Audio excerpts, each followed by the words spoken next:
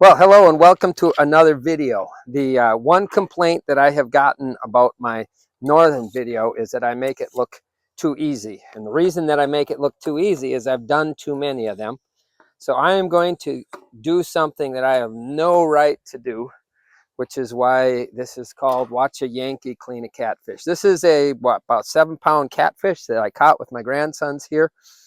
And I haven't known how to clean catfish. I've done a few here before. And so I am going to clean it the way that makes sense to me. I don't have stories about when my grandpa used to do it or any of those things. So I got myself a nice board here. And the thing that turned out is it has holes right here. Those holes I like because you take this side here and you poke it right down into the hole, and then it holds the fish in place. All right, we're gonna cut. I'm gonna go down here by the caudal fin and the rear dorsal.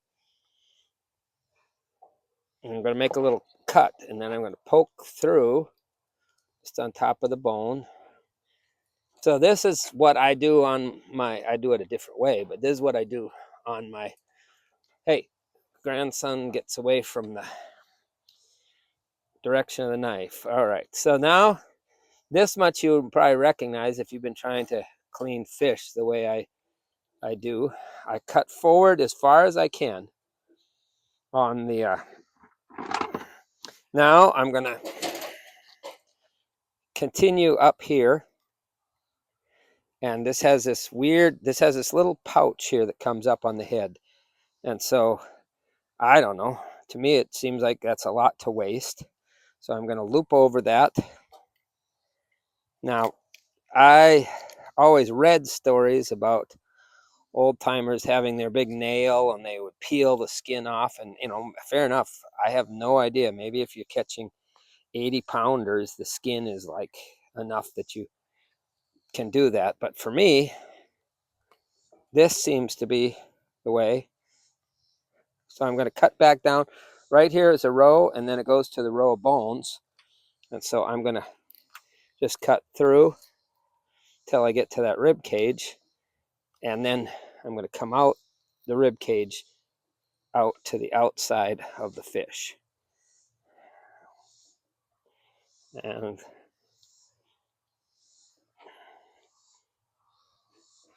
going to come down, get this last little piece here. Okay, that's my first fillet. I don't think it's too bad. There, I'm going to lay that out. I'm going to, actually, will you put these someplace else? Both of these? Oops, I guess not. All right, so now we're going to flip him over. And again, I always start with the fish back fin to me and facing to my left. Not because that's the only way you can clean a fish, but because it seems to me that you want this to come to your procedural memory. So you want to do it the same way every time in hopes that your hands will remember how to clean the fish better than the rest of you. So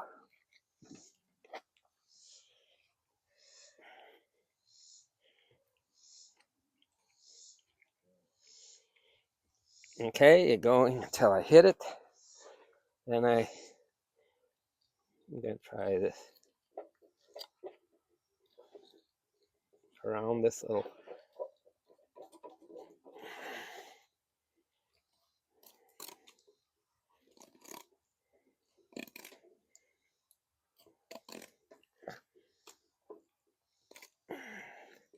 So this is nothing like normal fish cleaning where every second is accounted for.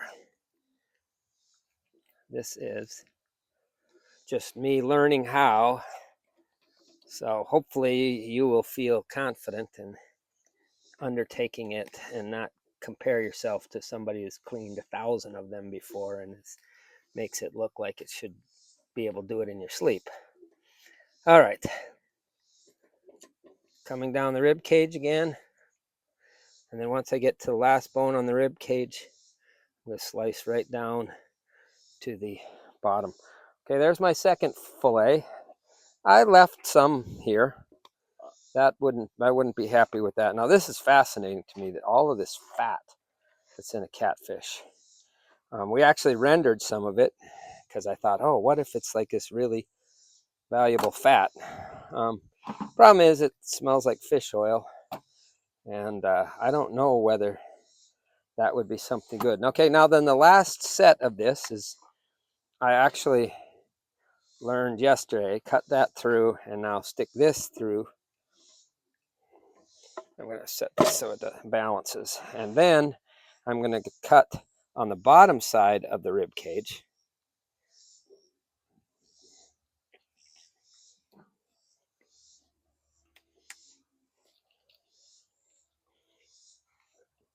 And I learned two other things. One is that if you are going to give the catfish to the catfish guts to the crayfish to clean up, you got to punch that swim bladder. Otherwise, the next day they'll come floating to the surface, which is suboptimal. The other thing I learned is that the first time I was fishing, I took out the livers, and we were catching a lot of fish on the livers. And then this time I can't get anything to bite on the livers. But if you're normal fishing, you could pull those livers out. And I'm sure if you're down south, you could find somebody's grandma who says, oh, we used to eat every part of the fish. If so, you can take her your livers. And she might turn out that she's glad that times are better than they were in the 1930s when you had to eat catfish livers. I don't know. Maybe catfish livers are delicious. Okay, I'm cutting out the lower fins. So now I have this piece of stomach meat, and I'm going to just cut in and slide my knife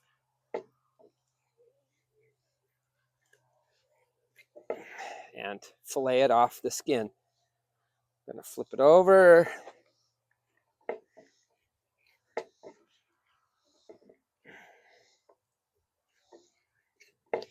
Fillet that. There's my skin. Here's my two fillets.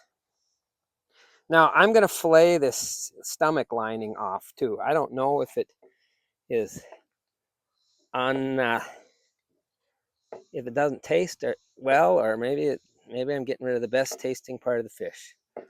Again, you have to find some southern grandma to tell me I'm wrong. But to me, it makes sense. That looks not like meat. And there I have my fillet. And I have my stomach lining. I'm going to do that again on the other side.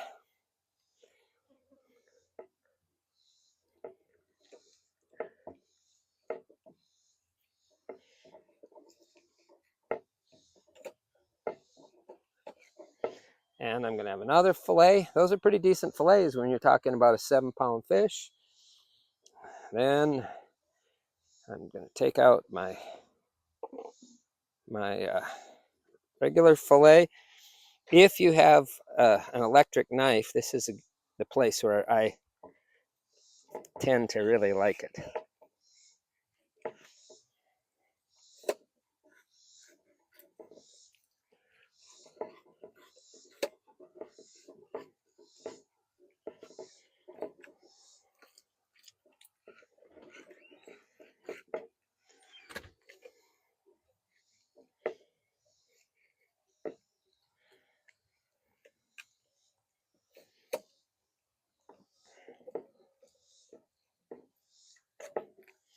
And there's my one side fillet. And here is my other side fillet.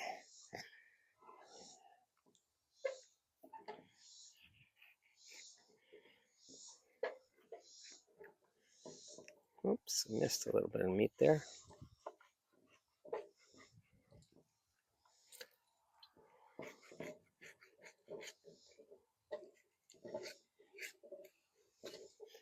There goes my skin. And here's my fillet ready for and there's no bones.